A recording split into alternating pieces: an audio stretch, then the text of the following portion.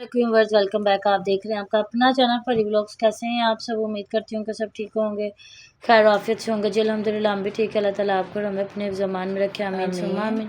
और इसी दुआ के साथ आज की वीडियो का आगाज़ करते हैं। जो हमारे चैनल पर न्यू हैं उनसे रिक्वेस्ट है कि हमारे चैनल को लाइक करें, सब्सक्राइब करें, बेल आइकन को प्रेस कर दें ताकि आने वाली हर वीडियो का नोटिफिकेशन आप तक पहुँचता रहे।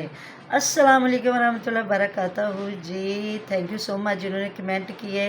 कोई बात नहीं, जिस तरह से भी किए, क्योंकि वीडियो बनाने वाला का मकसद और होता है, समझने वाले की मर्ज़ी होती है वो किस साइड लेके जा रहा है। तो मैंने उनकी बहू को किसी जगह पे भी गलत नहीं कहा। मैंने गलत कहा है तो उनके बेटे को गलत कहा है, क्योंकि जो बहुओं की तो कोई कहते हैं ना औकात ही नहीं होती, जो करवाता है आपका बेटा करवाता है। बिल्कुल, आने वाली जो बच्ची होती है वो कभी भी गन नहीं लेके आती।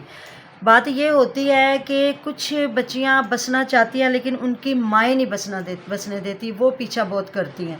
क्योंकि जब बेटियों की शादियां हो जाती हैं ना, उनको अल्लाह के हवाले कर दें, अल्लाह ताला से, क्योंकि जो उनका मुकद्दर है ना, माँ जो एक माँ होती है वो जन्म देती कर्म नहीं दे सकती।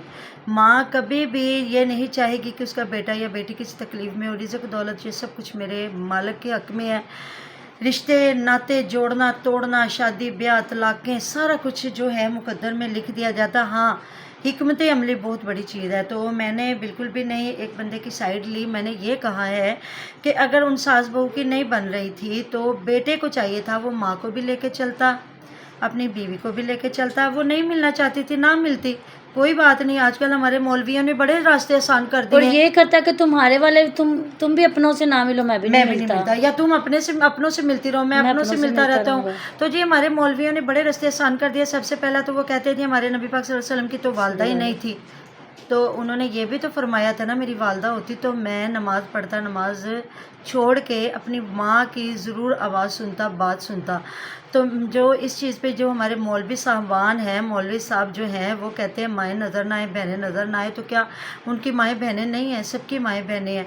मुझे पता है इस चक्की में सिर्फ लड़का पिस रहा होता है, क्योंकि उसको दोनों तरफ की होती है, अपनी माँ की भी होती है। बहनें तो शादीशुदा होती, कईयों की कुंवारियाँ होती हैं।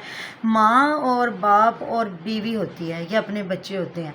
तो बात ये आ जाती है कि वो जिस तरह माँ अपना, पहली बात तो वो चुप थी, अब वो रोने धोने लेके आ गई है। तो अगर ये सच्ची है, इधर लाने की बजाय एक जगह पे बैठ जाए, कंप्रोमाइज करें। कमेंट आया हुआ था, ये भी बात सच्ची है कि वो कह रहे थे, मुझे कमेंट आया हुआ था कि जो दोनों माँ बेटा इनकी पूरी फैमिली बहुत जज्बाती है। हो सकता है ऐसा भी हो कि पहली बात तो ऐसा सीन हो तो लाना नहीं चाहिए यूट्यूब पे। अगर आप ले आए तो थोड़ा सा सब्र तहम्मुल से बात करनी चाहिए, उनको, बेटे को भी और माँ को भी। करते हैं ऐसी बात है। मैंने इनके बाप की भी, अली के बाप की भी गुफ्तगू सुनी हुई है, मैंने इसके भाई की भी सुनी हुई है, मैंने अली की भी सुनी हुई है। मैंने पिछले दिनों मैं इनको बहुत देख रही थी, मैंने इन पे एक दो वीडियोस बनाई थी, ज़्यादा नहीं बनाई थी। मैंने कहा ये तो मुझे ना बस बेवकूफ़ फैमिली लग रही है, क्योंकि जो भाई कज़न चाचे ताए कुछ भी नहीं है, सगे हैं, बाप है, बेटा है, माँ है, बहू है।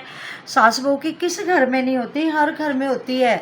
लोग दामादों को एक्सेप्ट कर लेते हैं क्योंकि बेटी आपको बहुत प्यारी होती है, बेटी आपसे बदजुबानी नहीं कर रही होती, बेटी आपकी चुगलियाँ नहीं लगा रही होती, बेटी कहीं वालिदैन को जलील नहीं कर रही होती, इसलिए दामाद की बात बर्दाश्त हो जाती है। जो बहू होती है ना, वो हर चीज़ पे आपको नीचा दिखाने की कोशिश कर रही होती है, वो इतनी इतनी बात को बढ़ा चढ़ा के अपने शोर को बता रही होती है।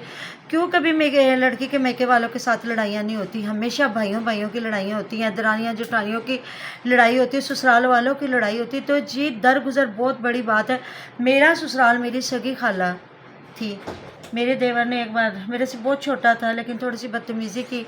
मैं कपड़े धो रही थी, जब मैं हाथों पे धोती थी, मैंने उसके कपड़े उठा के नेक साइड पे रख दिए। हकीकत बात है, अभी मैंने नमाज़ पढ़नी है, मैंने उसके कपड़े उठा के रख दिए। उस वक्त मेरी एक बेटी थी मेरी गोद में, मैंने अपने हस्बैंड के भी धो लिए, अपने भी धो लिए, तो अपने बेटी का भी धो लिया। मेरी अम्मी जान थी साथ, ससुर भी साथ रहते हाँ जी, मेरी अम्मी जान, मेरे जब वालिद साहब फौत हुए ना, तो हम सब ना एक साथ रहते थे, क्योंकि मेरे भाई बहुत छोटे थे, मेरी अम्मी भी यंग थी और मेरी बहनें भी बिल्कुल जवान थी। एक 10th क्लास में थी और एक अभी नर्सरी में गई थी। ऊपर नीचे पोर्शन था। हाँ जी, ऐसे था पोर्शन, रेंट पे हमने लिया हुआ था ना, पोर्शन अलग अलग ना।